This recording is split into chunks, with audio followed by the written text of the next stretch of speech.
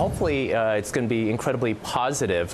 The estimates by the Legislative Analyst's Office provide over the next 2 years that the state hopes to collect in excess of $2 billion. But our state is looking at a $16 billion deficit.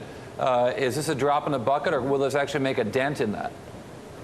Well, it all helps. California got into its fiscal difficulties because a lot of bad decisions which were both big and small. So $2 billion is not a small chunk of change, but we still have a long way to go to repair the state's fiscal health. Part of the deal with this IPO is it seems to be very much structured with taxes in mind. Not only was Mark Zuckerberg selling his shares, or I should say exercising his options, and selling a bunch of shares so that he could pay off his tax bill for option exercise. There's also the lockup in the stock was accelerated, allowing people, insiders, to get out of their stock during this calendar year. Is there concern on your part that rising tax rates out of Sacramento is causing people to want to get their money out of the state as quickly as possible? It is a concern.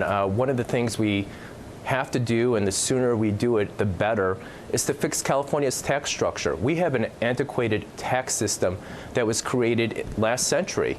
Our sales tax was created in the 1930s. Our income tax authority was created in 1929.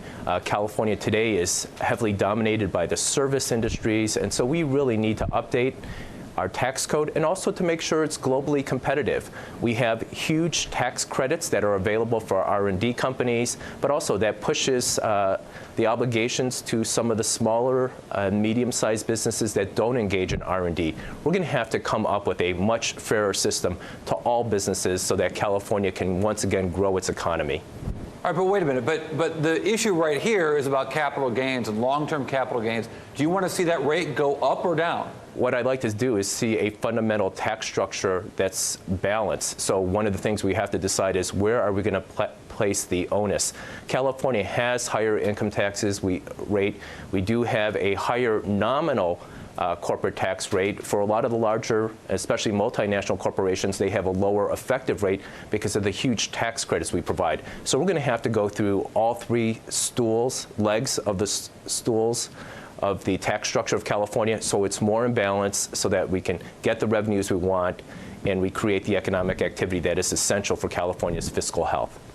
But I'm seeing a disconnect here, because on one hand you're agreeing that the rush to get this IPO out the door is people trying to avoid a higher tax rate, and yet you're saying we still need to raise that capital gains tax rate on those high net worth individuals.